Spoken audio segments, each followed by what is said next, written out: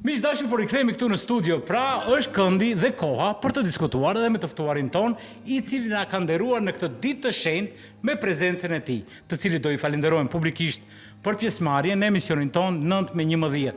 Gjithmonë dhe çdo herë I gatshëm për të diskutuar me ne për ju tema të ndryshme që I flasim në emisionin ton. Këtë vit na ka shkuar ky vit edhe më I bekuar, sepse ashtu filluam edhe muajin e shenjtë të Ramazanit, tashmë po e kremtojmë kështu së bashku edhe festën e madhe të Kurban Bayramit. Pikërisht sot me ne në studio për ditën më domethënëse të besimit islam, Kurban Bayramin, një festë që sjell gjithmonë afrimin, solidaritetin, sakrificën, mirë po edhe mbi të gjitha kujdesin për njëri tjetrin. Së bashku me ne është edhe drejtori I diasporës nga Bashkia Fetare Islame, pikërisht me zotrin Mafez Rustemi. Faleminderit shumë për prezencën tuaj që ndatë kohë në këtë ditë kaq të çmuar të jeni së bashku me ne dhe me të gjithë shikuesit tanë të rregullt të televizionit Alsat 9-11. Urime festa e Kurban Bayramit dhe do doja që t'ua kujtojmë shikuesve tanë se çfarë simbolizon konkretisht kjo festë për besimtarët musliman.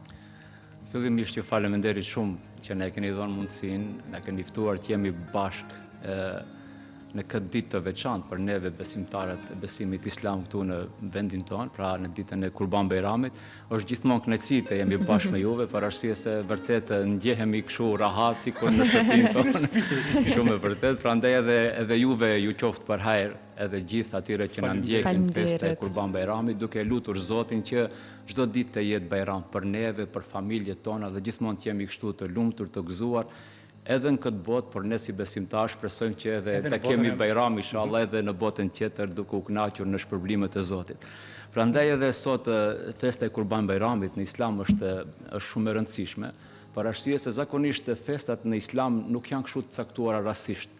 Nëse e vërejmë edhe Fitr Bayrami, edhe Kurban Bayrami janë menjëherë pas dy adhurimeve që janë shumë të rëndësishme në Islam, që janë shtyllat të festë islame, Ramazani edhe Haxhi.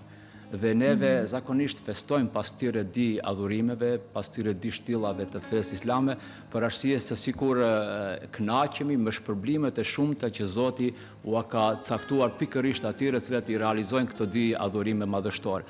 Edhe Kurban, edhe Haxhi, edhe Ramazani, realisht pas vete sjellin faljen e madhe të Zotit. Kur është në pyetje Haxhi, pejgamberi alayhis salam profetin I dashur na ka lajmëruar se gjithë ata të cilët e kryejnë Haxhin, për shembull duke ju përmbajtur rregullave të caktuara fetare dhe duke mos I kaluar kufit e ndalesave, kthehen nga Haxhi të pastër nga mëkatet e tyre, sikurse adi që kanë lindur nga nënat e tyre. Prandaj edhe ne si besimtarë festojmë këtë mëshirën e madhe të Zotit, faljen e Zotit, por gjithashtu edhe festat në Islam kanë edhe atë filozofinë e vet, domethënë hapin edhe mesazhe shumë të fuqishme. Sigurisht dhe që të duhet të dinim të lexonim. Po. Prandaj një prej atyre për shembull është përmes festës së Kurban Bayramit neve sikur demonstrojmë atë bindjen e plotësishme të tonë ndaj Zotit, nga dishmërinë tonë për të sakrifikuar gjithçka për të çuar në vend për shembull urdhrat dhe kërkesat e Zotit, dhe kjo na lidh drejt për drejt me shembullin e Ibrahimit alayhis salam dhe djalit të tij Ismailit, të cilët ishin të gatshëm të sakrifikojnë edhe më të shenjtën e tyre vetëm për të çuar në vend urdhrin e Zotit, sepse në Islam besimi nuk është thjesht fjalë. Neve deklarohemi ndoshta gojarisht të gjithë se jemi besimtar. Po bindje është bindje. Dhe mbi të gjitha është një dimension jashtëzakonisht shumë I lartë. Domethënë realisht ne njerëzit e sotëm shumë vështirë kemi të lexojmë këta, por të flijosh fëmijën tënd për një gjë më hyjnore. Kjo është neve fal Zotit dhe kjo është domethënë nga mëshira e Zotit, nuk kërkon nga neve të sakrifikojmë ose të flijojmë më të shenjtën që e kemi, mirë po spaku tregojmë një gatishmërinë se ne jemi të gatshëm për t'u bindur. Jam I qiltër shpirtërisht. Edhe zakonisht për shembull gjërat e mëdha kërkojnë edhe sakrificë të madhe. Nëse dëshiron të arrish për shembull faljet të Zotit, xhenetin, atëherë duhet edhe të jesh I gatshëm të sakrifikosh diçka, sikurse edhe në këtë botë. Nëse dëshiron të arrish lirinë, të jesh për shembull I lirë, mos jesh I robëruar, duhet ndonjëherë sakrifikosh pasurinë tënde, veten tënde, sepse të mirat nuk të vinë kështu falës, duhet të hapish sakrificë për shembull, dhe kjo na bën sikur me dije jeta në përgjithësi është një luftë. Dhe nëse dëshiron të arrish dikun, do të arrish varësisht se je I gatshëm për të sakrifikuar për atë që ti dëshiron, domethënë të arrish. Gjithashtu edhe Kurbani e ka edhe atë dimensionin për shembull simbolikën përveç saj edhe atë aspektit domethënë moral, edukativ. sepse realisht thot Zoti në Kur'an, te Zoti nuk arrin gjaku i kurbanit, nuk arrin për shembull mishi i kurbanit, te Zoti arrin devotshmëria ju. Nëse neve për shembull nuk arrim gjatë ditëve të Bajramit, të Kurban Bajramit, të therim edhe ato vetit, cilësit negative që i kemi në neve, t'i bëjmë kurban edhe ato, t'i sakrifikojmë edhe ato, t'i zhdukim nga vetja jonë për hir të Zotit, atëherë përse jetojmë realisht. Dhe me thonë, duhet festa e Kurban Bajramit, sikur edhe na jep një mesazh se bëhuni të mirë. Bënja kurban xhelozin tuaj, bënja kurban urrejtjen, bënja kurban dashakësinë mesin e juaj. Largoni të gjitha këto të këqija nëse doni të arrini shpirtërisht te Zoti dhe të bëheni më të devotshëm, sepse siç thamë te Zoti devotshmëria kërkohet. Përveç saj, për shembull, do ta quajë si mesazh. Mesazh, Gjithashtu është edhe ai aspekti social, për shembull, që e kanë festat në Islam, afrimin me njëri tjetrin. Në Islam nuk ka vend individualizmi, për shembull, vetëm unë s'u festojsh vetëm, s'u bësh asgjë patjetër, duhet socializohesh. I tretë edhe një grumbull. Prandaj është një thirrje që neve, sidomos në këtë kohë dinamike ku shpesh jemi larguar nga njëri tjetri, jemi ftohur nga njëri tjetri, sikur më shumë jemi duke ushqyer, domethënë atë egon, individualizmin, ta lëmë anësh të dhe këtë ditë të afrohemi me njëri tjetrin, të vizitojmë njëri tjetrin, t'ia urojmë njëri tjetrit më të mirën, sidomos brenda familjes, të bëjmë një mëngjes Bajrami bashkarisht, një ushqim, të vizitojmë njëri tjetrin. Pikërisht ju e shihni dhe përjetoni këtë edhe nga afër, sepse pikërisht më shumë jeni të pranishëm me mërgatën, me ata të cilët unë mendoj që ata e ndjejnë më thellësisht këtë emocion. Kishim edhe shumë mesazhe që na kanë shkruar nga vendet e ndryshme të globit. Mirë po, si e ka organizuar Bashkia Fetare Islame këtë vit Kurban Bajramin? Pikërisht të flasim edhe për mërgatën. Na kanë ardhur këtu pak më shumë një numër apo po qëndrojnë në shtëpitë e tyre atje ku tashmë dhe jetojnë dhe festojnë edhe festat? Me nostalgji. Me nostalgji të madhe, normalisht. Është për mërgatën çdo festë është e veçantë. Edhe zakonisht edhe unë një kohë gjatë kam qenë edhe domethënë mërgat imam diaspore vet në Amerikë edhe domethënë atje mendoj se presim çdo ditë për shembull edhe festat më të vogla të shndrojmë kështu shumë të mëdha vetëm për t'u afruar me njëri tjetrin, për t'u shoqëruar. Edhe ndoshta ndonjëherë na duket sikur atje edhe më mirë përjetojnë edhe kënaqen, sepse fatkeqësisht sot realisht shpirti festiv sikur është në zbehje tek popullata jon këtu. Gati se nëse bëjmë një kthehemi në kohë si ishte para 20 viteve ose më shumë, kishte një ambient shumë më festiv, më gazmor në vendet tona, kur vishin festat, qofshin ato fetare, qofshin edhe kombëtare tona. Mirë po tash sikur është më shumë është zbehur sadopak. Unë mendoj që mund të jetë edhe kjo ndikimi i luftrave të shumta, krizave të mëdha, të cilat po ndodhen edhe po e pakson edhe xhepin e konsumatorit. Ka shumë të vështirë. Dje, jo më larë se dje, lexuam disa informacione që një kurban shkonte prej në 200 deri në 700 euro. Që është shumë e vështirë sot për një familje, për shembull, shtresa e mesme, për ta përballuar. Qëllimi është për shembull përveç kësaj që ndoshta do i kthehemi, edhe nuk kënaqemi ashtu mjaftueshëm me festat, nuk vizitojmë për dallim, desha të them ato se nga diaspora, për shembull se atje këto tazam ditën e Kurban Bajramit ose Fitr Bajramit, xhamiat janë të mbushura me njerëz, vizitat aq sa kanë mundësi me njëri tjetrin, domethënë janë të shumta, edhe ndjehet një ambient shumë më festiv, ndoshta edhe se këtu tek neve çka është. Prandaj edhe ajo dashuria e mërgjimtarve për festat, për atë dheun, për lidhjet për shembull me njërin tjetrin është edhe më e fuqishme. Sa i përket tazam çmimit të kurbanit ose kriza ekonomike, edhe ajo ndikon sadopak. Mirë po tazam. Harmonia dhe buzëqeshja e kuptova. Sigurisht. Disa gjëra janë janë pa çmim. Ti jesh i lumtur, ti jesh në fe e shpjegojmë zakonisht kështu. Për shembull, lumturia nuk matet me të mira materiale. Absolutisht. Zoti lumturinë e ka bërë në gjëra që ndoshta nuk ka nevojë t'i blesh. Një shoqëri, një kafe me një shok, një libër duke lexuar, një pamje e bukur, sepse sikur lumturia, kënaqësia të ishte në pasuri, atëherë Zoti do ju bënte padrejtësi robët vet, sepse do e bënte lumturinë ose kënaqësinë luks vetëm për njerëzit e pasur dhe do privoheshin nga lumturia njerëzit që ndoshta nuk kanë mundësi materiale. Mirëpo Zoti me një familje shëndosh, një shok, me fëmijët rreth, me shokët e mirë, këtu është lumturia, jo për shembull tek gjërat materiale. Prandaj edhe kurbani, çmimi ndoshta na duket sadopak neve që e blejmë na duket shtrenjtë se atë blektorin po ta pyesësh aty duket i lirë.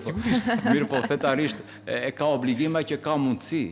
Për shembull therrja e kurbanit është obligim sipas shkollës juridike hanefite që ne ndjekim, është obligim për atë që arrin vlerën e nisabit. Vlera e nisabit është dikundi 91.6 gram ari, që me vlerën monetare, dhe me thonë nëse ke para afër 9.000 euro, atëherë je obliguar që të therish kurban 210 euro. Që dhe me thonë, ai që s'ka mundësi, është i varfur, ai nuk e ka obligim. Edhe nëse themi nuk e ka obligim, dhe me thonë, nuk ka përgjegjësi para Zotit, ka mundësi ai t'i marrë këto mesazhe të kurbanit, për shembull, nëse s'mund ta therr një kurban, s'paku bëhi mirë, theri ato cilësitë negative që i ke sigurisht brenda vetes tonë. Dhe po thua ta quajmë kështu në mënyrë theri, largoj njëherë për gjithmonë. Dhe kjo është e rëndësishme. Një ditë shumë e këndshme, të cilën nuk duhet, se po e bëjmë si apel edhe për qytetarët që nuk duhet të jetë vetëm kjo ditë, por le të jetë sot e përmorë. Që të mundohemi të reflektojmë si të tjerë. Shumë e vërtet. Unë të doja të me që diskutuam lartë e poshtë edhe për mërgatën, sepse keni qenë edhe si imam në Shtetet Bashkuara të Amerikës. A mund të shpjegosh se me çfarë përballen komuniteti shqiptar jashtë vendit atje, duke u munduar që të ruajnë identitetin edhe atë fetar, por edhe atë kultural, kombëtar. Realisht sfidat... Sepse keni patur njerëz të ndryshëm, hallëxhin të ndryshëm. Sfidat, unë zakonisht kur dal në për vizitat edhe mundohem për t'i lavdruar, jo se veç sa për t'u bërë qefin, mirë, por realisht lufta që ata e bëjnë atje është shumë e madhe. Kur them lufta, do të thënë në aspekt jo fizike, sfidave, mundit që ato e japin, sepse realisht ato ballafaqohen me shumë sfida që ndoshta ne këtu nuk i kemi ato problem. Përveç ai se duhet punoj fuqishëm në ngritjen e standardit atij ekonomik atje, duhet punoj fuqishëm edhe në edukimin e fëmijëve të tij, për shembull familjes së tij, në frymën e pastër tonën kombëtare, fetare, do me thënë, pastaj duhet bëj luftë në mbrojtje nga asimilimi, nga qetërsimi, nga qetërsimi. Rrezik shumë i madh. Po pastaj përveç saj duhet bëj luftë fuqishme edhe për t'u integruar në shoqëri ku jeton. Për arsye se ne nuk mund ta zëm jemi shqiptar, jemi musliman edhe jetojmë në Zvicër dhe tani t'jemi të izoluar nga shoqëria zvicrane. Do me thënë, të integrohesh në shoqëri, të japish kontributat për atë shtet, në atë vend, që është qytetari ndershëm, mirë po gjithmonë duke e ruajtur edhe atë identitetin fetar dhe kombëtar. Dhe është një luftë e fuqishme, sepse ata përveç se duhet t'i bëjnë këto, duhet edhe ai çdo ditë të shkojë në punë, të punojë fuqishëm, sepse jeta edhe atje është e pamëshirshme, do me thonë duhet vazhdimisht që jetë i angazhuar dhe të ndajë kohë për shembull edhe për këto gjëra tjera.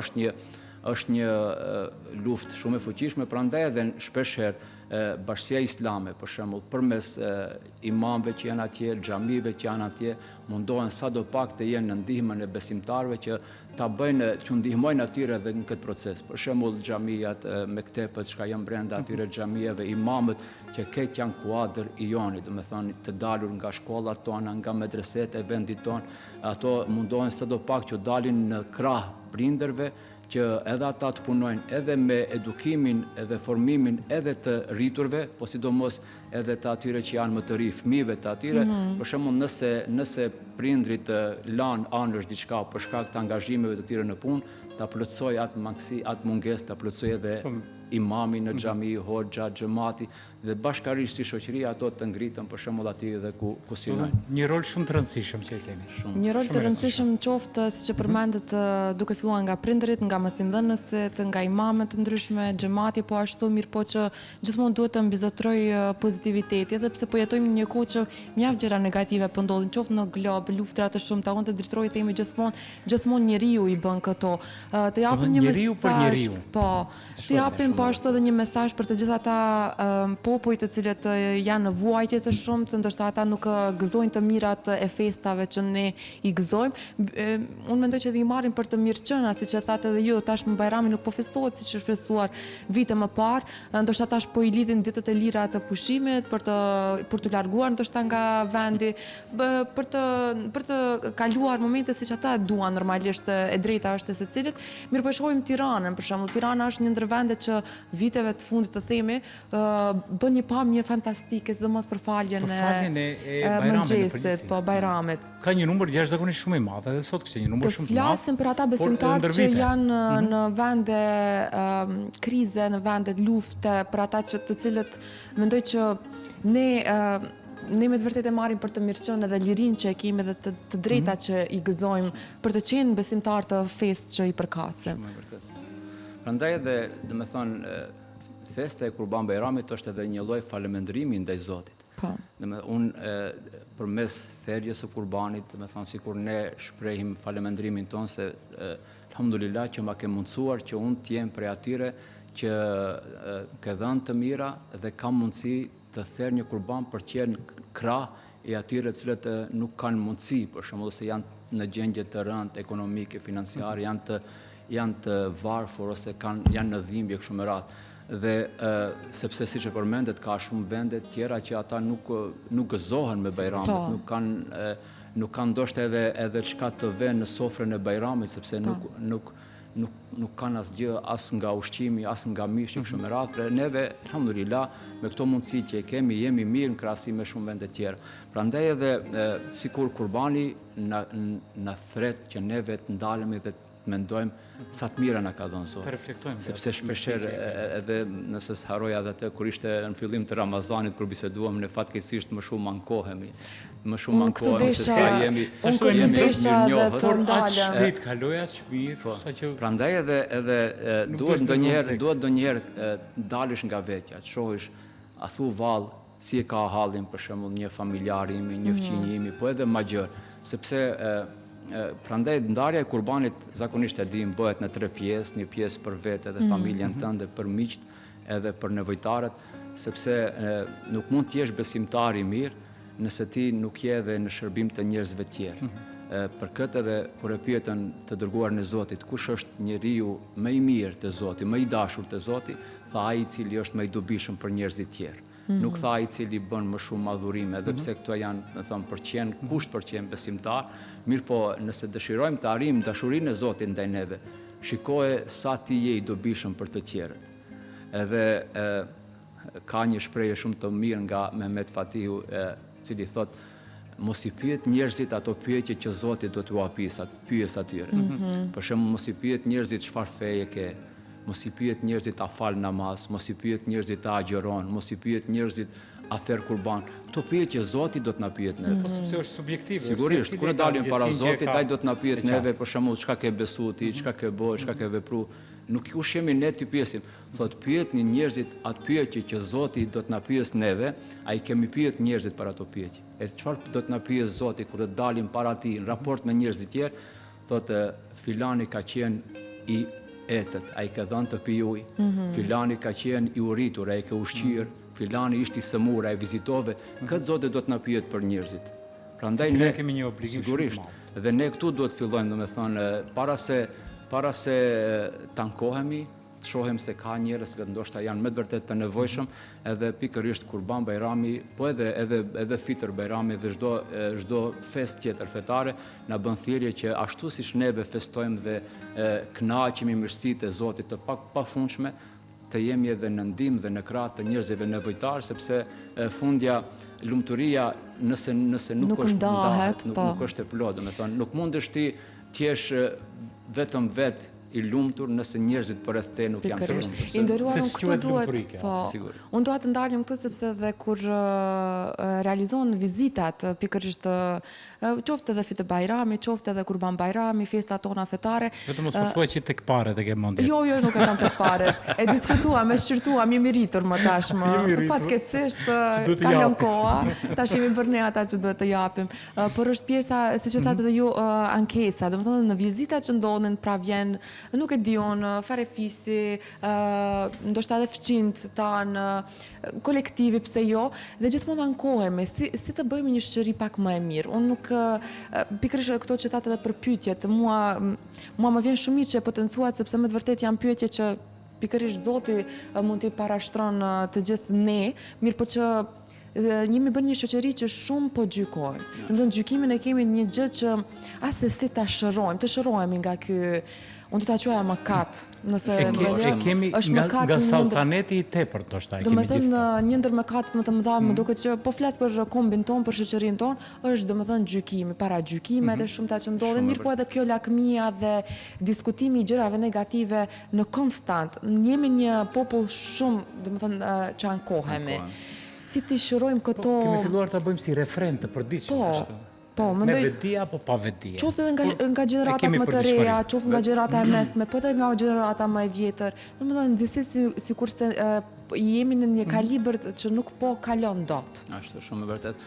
Domethënë nuk ka dyshim se paragjykimi kjo është shumë e rrezikshme, në Islam është shumë mëkat. Dhe ne gjithmonë, për shembull edhe në raport me Zotin, jemi paragjykuar, sa që e tha më herët, filani për shembull, po qëse nuk falet, ose po qëse nuk e bën, ai me njerë ja caktojmë vendin neve se ki do të përfundoj këtu, do të përfundoj andej, në kohën që ne nuk jemi, domethënë, nuk jemi ne ata të cilët duhet të merremi me çështjen. Ne paragjykojmë. Ne duhet të pyesim cili është obligimi im, çfarë duhet të bëj unë në raport me tjerët, jo se tjerët ku e kam vendin të Zotit. Ajo është mes atyre dhe Zotit. Prandaj, po që se ne i largojmë këto paragjykime, besoj se shoqëria jonë do të ishte shumë e madhe, sepse ndonjëherë edhe tek njerëzit ma fetar, në vend që ata t'jenë afrues me njerëzit, në vend që ata t'jenë në shërbim të njerëzive tjerë, t'jenë një model i bukur për shoqërinë, për shkak këtyre paragjykimeve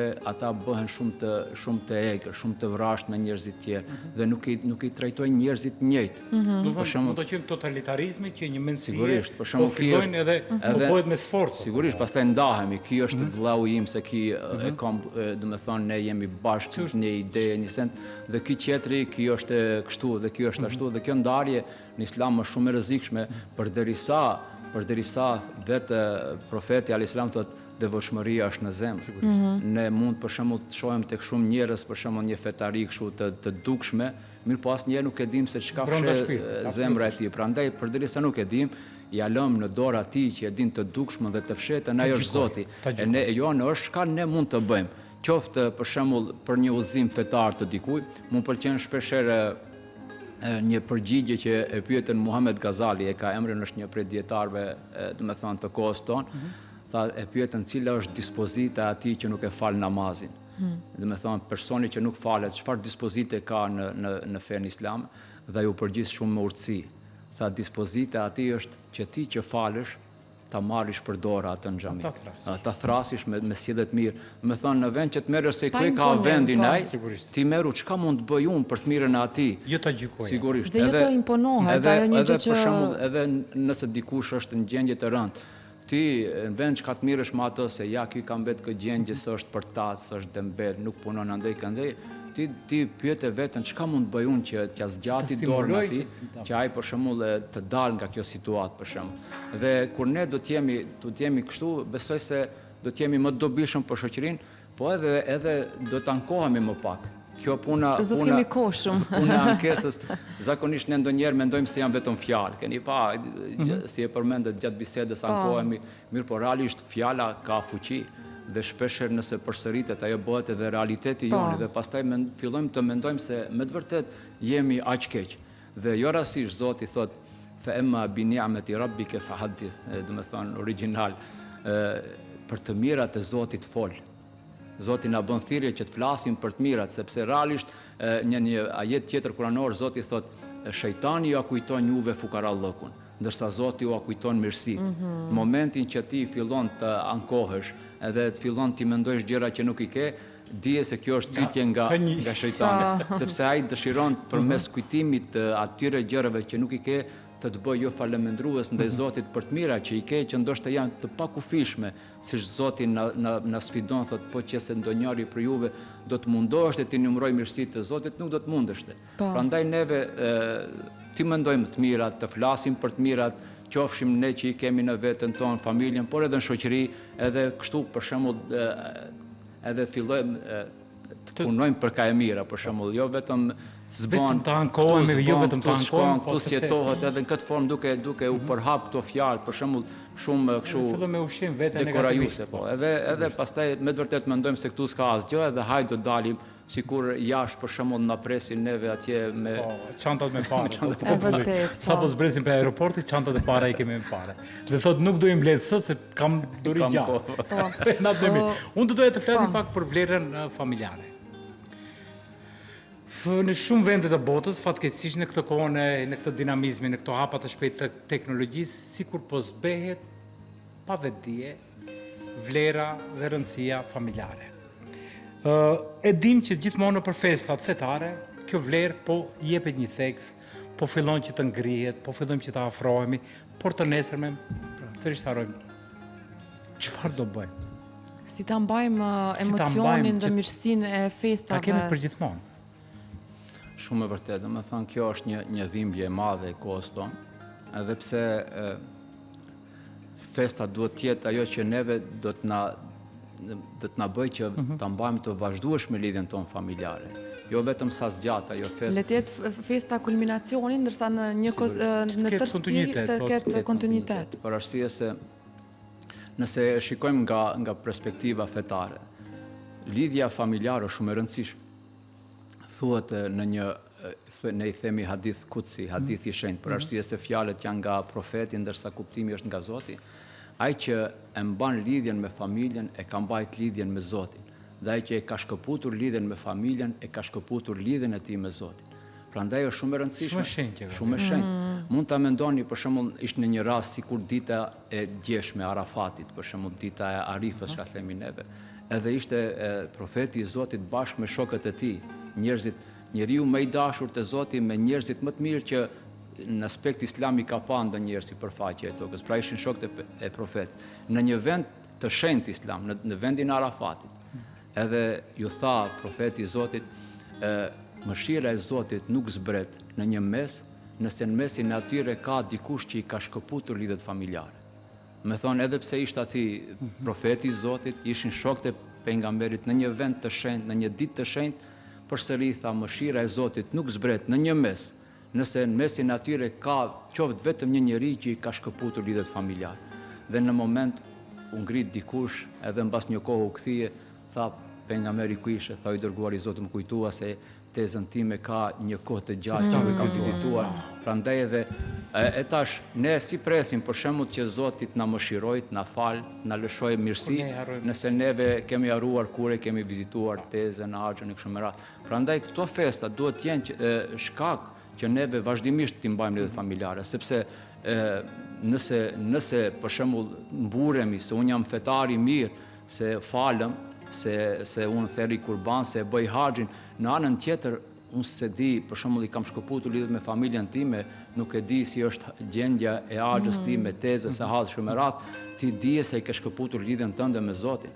Nëse i tha pejgamberit të tij se nuk zbret mëshira e Zotit, edhe pse ti je aty, nëse dikush prej atyre që janë prezente ka shkëputur lidhje familjare, a thua do zbresë tek neve në këtë kohë që ne ndoshta edhe nuk jemi askund krahasim me të dërguarin e Zotit. Prandaj është shumë e rëndësishme kjo.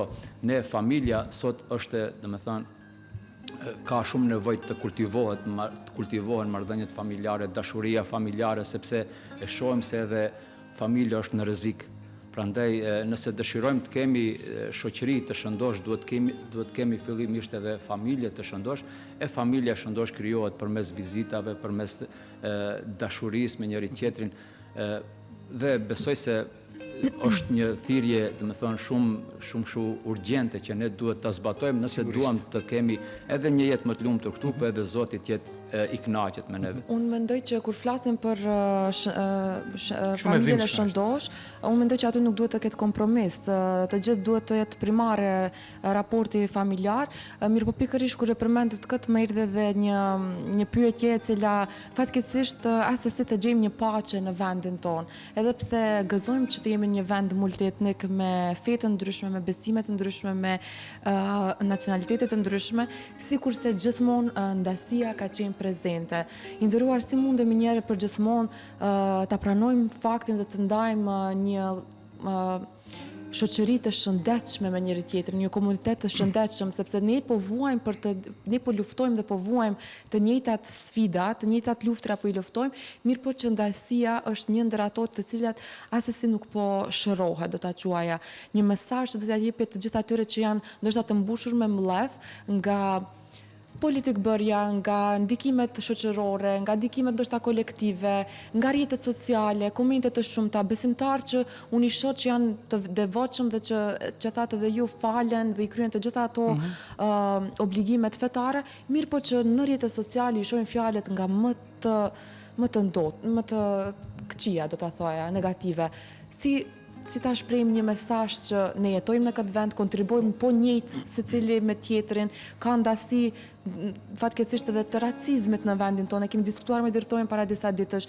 Domethënë, sikurse po e kërkojmë atë ndasi, nuk po luftojmë për Domethënë, ne diskutuam që përpara se të kalojmë tek racizmi, ne kemi probleme nacionalizmi. Dhe kur ti ka përcim gjitha këta, pastaj urojmë që ti te kalojmë edhe ato për çështjet raciste. Jemi të paktën një ditë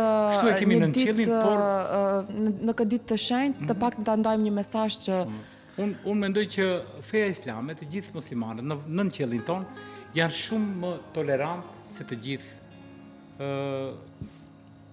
bashkëkombasit tanë që I kemi këto. Sepse po I përbim shumë gjëra që po na ndodhin. Dhe jemi ne ata të cilët po ja japim dorën për të vazhduar një bashkëjetesë, për të filluar prej fillimi, për ta bërë restart sistemin, por nuk gjejmë mbështetje. Shumë e vërtetë. Ky është mendimi im. Është interesante se zakonisht për shembull sidomos tek liderët fetar, në çdo takim gjithmonë theksohet kjo çështja, domethënë e bashkëjetesës, e dialogut ndërfetar, ndërnacional e kështu me radhë. Mirë po, nuk di çka ndodh për shembull pse nuk gjen edhe shumë kështu zbatim në praktik, për shembull pse janë këto ndarje. E themi nga e thëna në të bërë një det I tërë. Në det I tërë. Prandaj neve një prej mesazheve më të fuqishme që I dërguari I Zotit e dha në ditën e Arafatit, domethënë një ditë para Bajramit, në mesazhin I thot Haxhi Lamtumirës, ishte edhe kur na bën dallim se nuk ka dallim, pejgamberi bën thirrje thot nuk ka dallim I bardhi nga I ziu, as arabi nga jo arabi përveç se në devotshmëri, sepse ju të gjithë jeni bij të Ademit, ndërsa Ademi ishte I krijuar nga toka. Me thonë, na bën me dije se pa marrë parasysh çfarë nacionaliteti ke, pa marrë parasysh çfarë ngjyre të lëkurës ke, kjo nuk bën të jesh I dalluar nga tjetri. Më I miri prej neve është ai I cili është më I devotshëm. Edhe ne të gjithë në përfundim jemi bij të Ademit. Jemi vëllezër, për shembull Islami e njeh këtë vëllazëri. Vëllazëria fillimisht në baza, domethënë fetare, pastaj edhe vëllazëria në bazë nacionale. Ne muslimanët themi janë vëllezër, shqiptarët pastaj janë vëllezër, ato komsi tjera, por edhe pastaj edhe vëllazëria në bazë njerëzore. Domethënë gjithë njerëzimi në përgjithësi është vëllezër, janë vëllezër mes vete edhe motra për arsye se kanë një babë. Edhe një nën, domethënë rrjedhin nga njeriu I parë Ademi dhe Hava që themi. Prandaj edhe kjo neve duhet na nxjisë që ne edhe përkundër dallimeve. Islami e njeh diversitetin, mirë po ato e sheh si diçka që të bukur, që neve diversiteti të na zbukurojë dhe të na bashkojë, siç thotë وَجَعَلْنَاكُمْ u kemi bërë juve popull dhe fise lita'arefu që ju të njihinin mes vete. Jo diversitet për të ndajë me njëri tjetrin, po për të njohur me njëri tjetrin, për të afruar me një tjetrin dhe për të dashur me njëri tjetrin. Pa marrë parasysh shpeshherë mund të ne kemi kuptimet ndryshme për gjëra, mendimet ndryshme. Fundja kjo nuk duhet shkaktoj që ne të urrehemi me njëri tjetrin. Pikërisht. Mendimi ndryshe zakonisht duhet të jetë, domethënë, pasuri që neve të shohim pak më ndryshe nga ajo që neve mendojmë, mirë po jo për të urrëtur. Dhe jo rastësisht edhe Bashkia Islame, sidomos kryetari i saj Ris Ulema, në çdo deklaratë publike, domethënë vazhdimisht bën thirrje në paqe, në tolerancë, në mirëkuptim, në bashkëjetesë, sepse këto nuk janë politik realisht, janë Islami. Islami në vete këto na thret. Jo rastësisht edhe kur e pyetëm të dërguarin e Zotit, cila është për shembull puna më e dashur te Zoti, tha të japish ushqim atij që ka nevojë dhe ta përshëndetish, të japish selam, edhe atij që e njeh, edhe atij që nuk e njeh. Do me thonë, t'i japish selam, do me thonë, t'i thosh paqe. Përshëndetje islame, shpesher neve në thonë pse ju përshëndeteni arabisht, për shembull, por realisht është kuptimi shumë i gjerë. Paqe e Zoti qoftë me ty, me çdo kënd që takosh, e njeh apo nuk e njeh. Do me thonë, ti i thua atij që unë prej meje vetëm paqe do kesh, dhe të njëjtën gjë kërkoj edhe prej teje, domethënë. Dhe nëse ne do të jetonim në paqe me njëri tjetrin, do të ishim shumë një shoqëri më e shëndosh. Besoj se fejet në përgjithësi e kanë këtë mesazh. Mirë po pastaj kur vinë qoftë nga disa individ që i keqpërdorin mësimet fetare, qoftë edhe nga politika, siç e përmendët ju, pastaj kjo edhe devijon, edhe shfrytëzohet ajo për ndarje. Dhe fillojmë që t'i vendosim kufit e muret edhe urrejtjet mes njëri tjetrit, që realisht ne jemi një popull shumë i vogël, për një shtet realisht shumë i vogël për të urrejtur mes vete. E vërtet, shumë e vërtet. Mendoj që luftrat i kemi mjaft të përbashkëta. Siç e tha drejtori, por ai që zgjatë dorën është sërish një njeri më i madh dhe një njeri më bujar. Pasi që edhe Kurbani na mëson, sidomos Kurban Bajrami, na mëson që sakrifica mbi të gjitha na bën njerëz më fisnik dhe më të mëdhej. Të flasim drejtori se e bëjmë në minutat e fundit. Shumë sepse unë kam një bisedë shumë të ndjeshme, shumë të këndshme.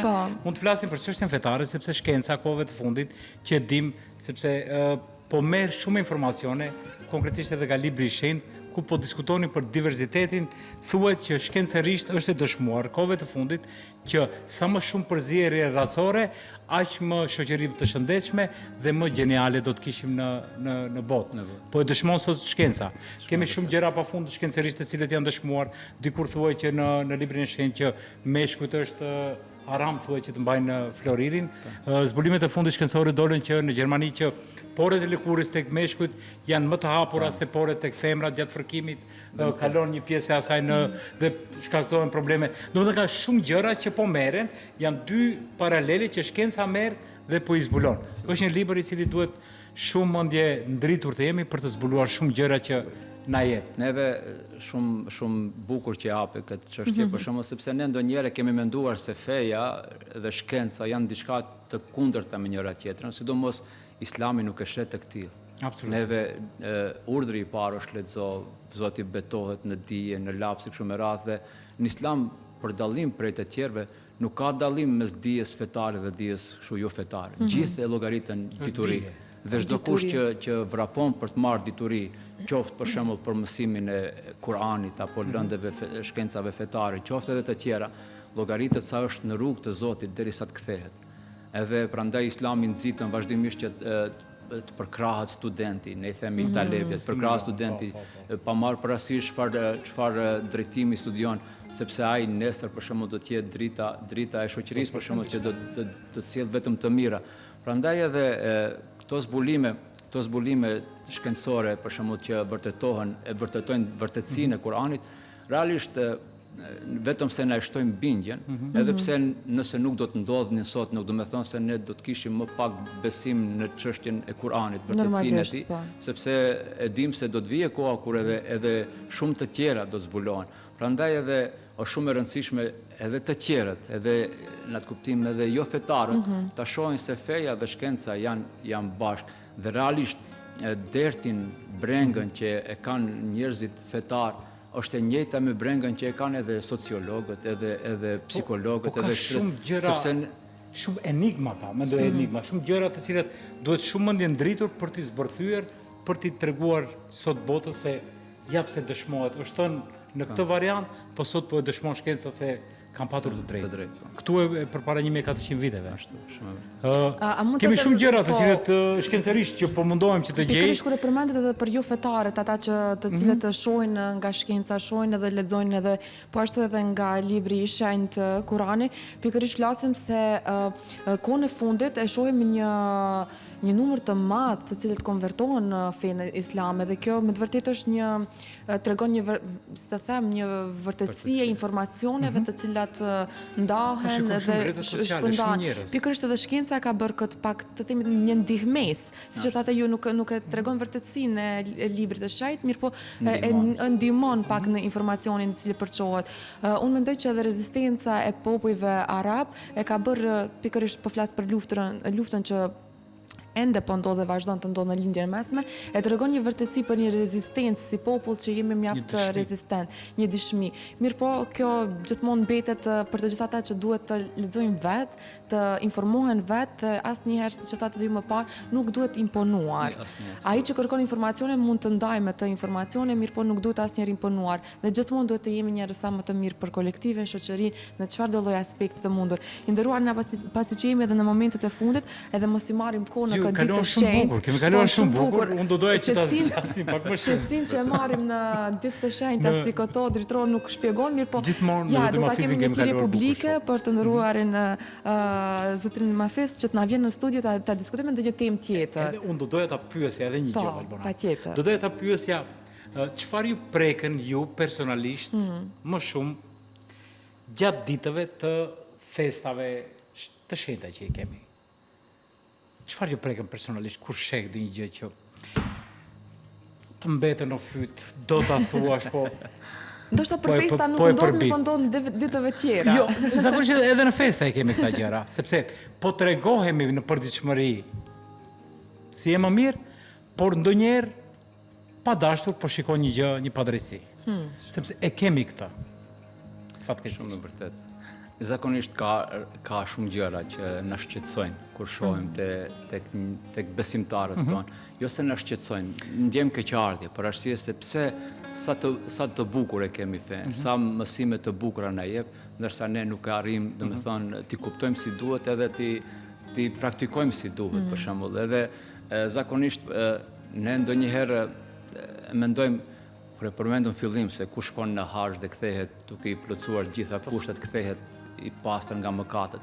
Dhe zakonisht tek neve krijohet një bindje si shqonë, unë tash kam mundësi të bëj çka dua këtu, ti bëj padrejti njerëzve, po, ti bëj dëm atyre të fije nderin e dikujt, emrin e dikujt, të nëpërkëmbi dinjitetin e dikujt, të marr me pa të drejtë pasurinë e dikujt, ti bëj këto dhe pastaj të shkojnë në fund në haxh, edhe atje do më lahen të gjitha mëkatet dhe do kthehem. Nuk është shumë në Islam. Sepse ne e dim shumë bukur se ka disa mëkate që Zoti nuk ndërhin aty. Zoti ka mundësi të na i fal mëkatet që janë mes neve dhe atij. Mirë po nuk i fal mëkatet që janë mes robit dhe robit. Për ato duhet neve vetë ta përmirësojmë vetën tonë, ti kërkojmë falje atij që i kemi bërë padrejti, t'ia kthejmë dëmin. Prandaj edhe shpeshherë kur e shohim se disa njerëz sa të dëmshëm janë për shoqërinë dhe krenohet me kurbanin e tij, kur krenohet me edhe mendon se tashmë e ka garantuar xhenetin. Ai duhet ta kuptojë ndryshe këtë, por gjithashtu edhe pak më herët e biseduam para programit, për shembull dhe disa e therin kurban në anën tjetër, për shembull mbetjet e kurbanit i gjuajnë në vend e pa vend, shpeshherë shkosh në rrugës kalon dhe nuk mundesh të ecish rahat nga era e keqe, për shembull e dikujt që ka qenë i papërgjegjshëm gjatë therrjes së kurbanit të tij dhe pastaj mburret se unë domethënë kombo një punë të mirë ashtu. Obligimin që e pata, por mbetjet po i hedhin. Sigurisht në Hallalluku nuk ka shkuar deri në fund, do ta quaja kështu, një vepër të tillë. Sigurisht që nuk është vepër e mirë. Jo vetëm që nuk ka shkuar, mirë po besoj se është një prej mëkateve shumë të rënda, sepse kujdesi ndaj pastërtisë publike është shumë e rëndësishme. Neve jemi gjithë shqiptarë dhe jetojmë këtu dhe shohim se çka bëjnë gratë tona, nënat tona me pastërtinë, kanë bërë shtëpia sa më bukur, mirë po pse nuk tregohet i njëjti interes edhe për shembull pronën publike. Patjetër. Pa pastërtinë që neve nxorëm nga shtëpia jonë, ku e lam? E vërtet. A e lam në rrugë apo e çuam në vendin ku duhet, edhe kurbanin që e therrëm ato që kanë mbetën ku i çuam, sepse në Islam thot profeti alayhis salam pastërtia gjysma e imanit. Mund ta mendosh gjysma e imanit. Nuk është pak punë. Prandaj neve si mund të pretendojmë se kemi plotësuar imanin tonë nëse neve nuk e mbajmë të pastër përveç shtëpisë tonë, ta mbajmë edhe rrugën, ta mbajmë edhe ambientin publik. Dhe këtu, kur i shohim këto gjëra, realisht pak sikur na mërzitin, edhe pse vazhdimisht qofshim si Bashkia Islame, edhe hoxhallarët në për xhamiet e tyre, vazhdimisht bëjnë thirrje, si qoni keni kujdes, kemi caktuar pika, domethënë ku duhet të hudhen lëkurat e të mbrëmshmet e kafshëve, po përsëri disa nuk e ka mbetur te leksioni, nuk kanë vazhduar më tepër si duhet vepruar, por ka mbetur thjesht tek sa fatkeqësi që për 10 minuta shkaktohet një mëkat kaq i madh, domethënë për një 10 minutë çdo ditë son të cilën mund ta ndajmë për ta çuar të gjithë procesin në vendin e tij, hallallokun, mirë po meqenëse jemi në fund, unë do doja që urimin e fundit, po për të gjithë besimtarët musliman, për të gjithë qytetarët të këtij nënqielli, se si, domethënë mesazhin për sot e për mod ta quajmë, se si duhet vepruar për çdo ditë. Besoj se do të ishte mesazhi një përmbledhje gjithë asaj që e tham, po deri më tani. Shumë mesazhe janë thonë. Shumë, edhe vërtet ishte shumë kënaqësi, edhe i lutem Zotit që t'jap sukses, jetë të gjatë, të lumtur, dhe gjithmonë të përjetojmë edhe shumë bajrame tjera. Le të mundohemi fillimisht ta kuptojmë atë mesazhin e kurbanit, edhe të bajramit, që ne të afrohemi me Zotin, të jemi më të mirë me Zotin, dhe gjithashtu të jemi edhe më të dobishëm për njerëzit tjerë. Të jemi në shërbim të njerëzive nevojtar, në shërbim të atyre cilët janë të nevojshëm, sepse asnjëri prej neve nuk e ka plotësuar, thot profeti alayhis salam imanin e tij, përderisa nuk kujdeset edhe për tjetrin. Mundohemi gjatë kësaj dite vazhdimisht t'i vizitojmë të afërmit tonë, qofshin edhe ata që nuk na kanë vizituar. Mos bëjmë rend, për shembull, unë isha bajramin e kaluam dhe tash ai somerli tash nuk i shkoj edhe unë, sepse dikush e pyeti pejgamberin alayhis salam, thoi dërguari i Zotit, unë e vizitoj familjen time, mirë po ata nuk më vizitojnë. Tha, nëse është kështu si thua ti, tha ti u a ke lënë atyre gacën në dorën e tyre, në atë kuptim zjarri, ti e ke kritën. Edhe kulmi kurora e moralit islam, tha pejgamberi alayhis salam, është t'i japish atij që nuk të jep, ta falish atë që të ka bërë padrejtësi, edhe ta vizitosh atë që i ka shkëputur lidhet me ty. Domethënë ne le të jetë kjo në ditë ku ne do vizitojmë njëri tjetrin, do ja falim njëri tjetrit, do e shtojmë dashurinë e sinqertë mes vete, por gjithashtu siç thamë edhe të kujdesemi për ambientin ton, përgjithshëm ta mbajmë të pastër vendin ton, sepse s'kemi rezervë. Nëse dëshirojmë ta shohim se sa musliman është një shoqëri, le shikojmë sa të pastra janë rrugët, aty fshati, aty qyteti, dhe fatkeqësisht këtu, domethënë, duhet punuar shumë. Një pasqyrë e vërtet e përditshmërisë tonë, të cilën duhet të dëshmojmë se vërtet jemi. Andaj inshallah edhe një herë urime Kurban Bajrami për gjithë besimtarët musliman, inshallah Zoti ju jep lumturinë, familjet e tjera dhe gjitha të mirat. Qoftë bajram çdo ditë e jetës tonë. Urojmë që të ndodhi kështu siç po thoni. Unë falenderoj shumë për zemërsisht, për gjithë kohën, për gjithë mundësitë që na jepni, për gjithë këtë shpjegimin e bukur të mrekullueshëm në lidhje me festën e shenjtë të Kurban Bajramit. Gëzuar, shëndet mbi të gjitha, edhe qofshim të kompletuar gjithmonë.